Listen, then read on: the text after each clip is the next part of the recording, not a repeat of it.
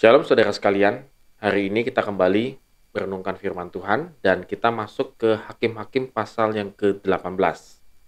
Hakim-Hakim pasal 18 ini saya bagi dua bagian. Dan hari ini kita akan membahas Hakim-Hakim 18 ayat 1 sampai dengan yang ke-9. Pada zaman itu tidak ada raja di antara orang Israel, dan pada zaman itu suku Dan sedang mencari milik pusaka untuk menetap. Sebab sampai hari itu mereka belum juga mendapat bagian milik pusaka di tengah-tengah suku Israel. Sebab itu Bani Dan menyuruh dari kaumnya 5 orang dari seluruh jumlah mereka, semuanya orang-orang yang gagah perkasa, yang berasal dari Zora dan Esitaol, untuk mengintai negeri itu dan menyelidikinya, serta berkata kepada mereka, "Pergilah menyelidiki negeri itu." Ketika orang itu sampai ke pegunungan Efraim di rumah Mika, bermalamlah mereka di sana.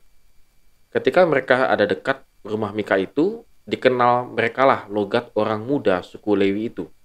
Lalu singgahlah mereka ke sana dan berkata kepadanya, "Siapakah yang membawa engkau kemari? Apakah pekerjaanmu dan urusanmu di sini?" Katanya kepada mereka, "Begitulah dilakukan Mika kepadaku. Ia menggaji aku dan aku menjadi imamnya." Kata mereka kepadanya, "Tanyakanlah kiranya kepada Allah, supaya kami ketahui apakah perjalanan yang kami tempuh ini akan berhasil." Kata imam itu kepada mereka, "Pergilah dengan selamat, perjalanan yang kamu tempuh itu dipandang baik oleh Tuhan." Sesudah itu pergilah kelima orang itu, lalu sampailah mereka ke Lais. Dilihat merekalah bahwa rakyat yang diam di sana hidup dengan tentram, menurut adat orang Sidon, aman dan tentram. Orang-orang itu tidak kekurangan apapun yang ada di muka bumi, malah kaya harta. Mereka tinggal jauh dari orang Sidon dan tidak bergaul dengan siapapun juga. Setelah mereka kembali kepada saudara-saudara sesukunya di Zora dan Esitaol, berkatalah saudara sesukunya kepada mereka, "Apakah yang kamu dapati di sana?" Jawab mereka, "Bersiaplah, marilah kita maju menyerang mereka, sebab kami telah melihat negeri itu dan memang sangat baik. Masakan kamu tinggal diam, janganlah bermalas-malas untuk pergi, memasuki dan menduduki negeri itu." Saudara sekalian, kebetulan saya ini adalah penggemar Bon Jovi. Salah satu lagu Bon Jovi yang cukup terkenal menurut saya adalah "It's My Life", inilah hidupku. Salah satu liriknya mengatakan demikian, "My heart is like an open highway." Hatiku seperti jalan yang terbuka, seperti jalan tol begitu ya, bebas hambatan. Saudara, mungkin dalam kehidupan kita ini, kita ingin sekali hidup tanpa ada hambatannya. Semuanya serba mulus dan lempeng-lempeng kata orang. Begitu juga dengan suku Dan sebenarnya. Suku Dan ini memang ingin sekali hidupnya juga aman, tentram, makmur begitu. Tetapi pada kenyataannya yang mereka hadapi adalah mereka tidak memiliki tanah pusaka. Pada waktu pembagian tanah pusaka yang dilakukan oleh Yosua, pasal 19 ayat 40-48, mereka memang mendapatkan tanah pusaka. Tetapi karena jumlah mereka makin lama makin besar, sementara tanah pusaka mereka tidak luas, maka mereka harus memutuskan untuk pergi mencari sesuatu yang lebih luas lagi. Kemungkinan suku Dan yang kita baca tadi barusan itu adalah bagian daripada seluruh suku Dan itu. Jadi mungkin ini adalah keluarga besar tertentu begitu ya, dari suku Dan yang mencari tempat tinggal. Dan seperti biasanya, mereka mengutus 5 orang untuk mengintai. Ketika mereka mengintai, lalu sampailah mereka ke tempat ataupun ke rumahnya Mika. Masih ingat ya cerita Mika yang kemarin? Dan mereka bertemu dengan imamnya si Mika. Nah, yang lucunya saudara sekalian, mereka minta berkat nih dari imam ini. Dikatakan, "Tanyakanlah kiranya kepada Allah, supaya kami ketahui apakah perjalanan yang kami tempuh ini akan berhasil." Jadi akan berhasil. Lalu si imam Mika ini lalu dengan santai mengatakan, "Pergilah dengan selamat. Perjalanan yang kau tempuh itu dipandang baik oleh Tuhan." Nah, saudara, ini merupakan satu kontradiksi menurut saya.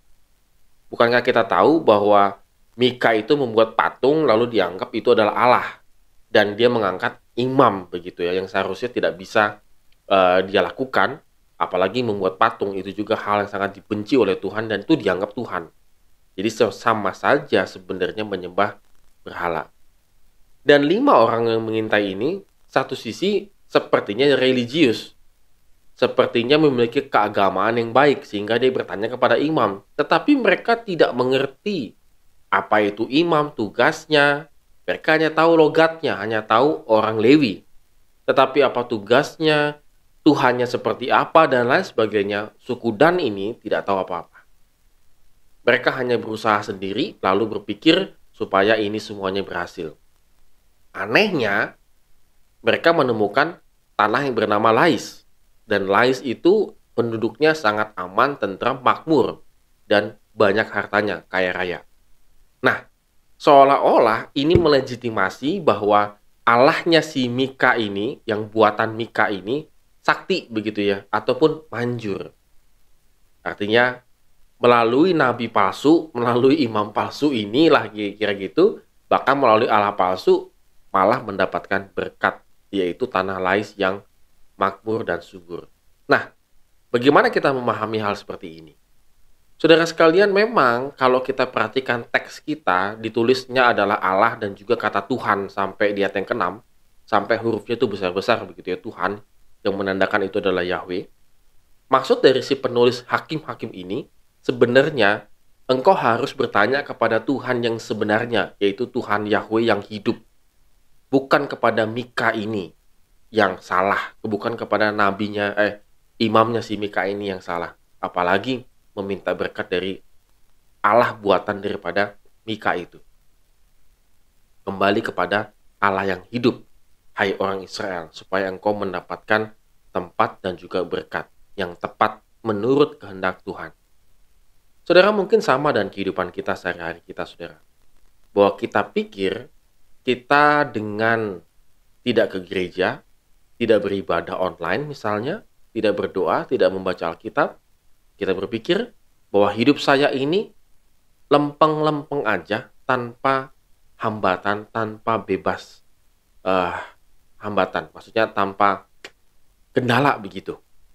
Saya bisa kok hidup tanpa Tuhan, bahwa kehidupan saya tetap diberkati. Saudara, ini yang menjadi menyesatkan di antara kita, saudara. Pemikiran ini, pemahaman seperti ini yang membuat kita menjadi tersesat, saudara. Bahwa ketika kita berpikir hidup kita ini lempeng-lempeng saja, tanpa ada hambatan, justru di situ yang berbahaya.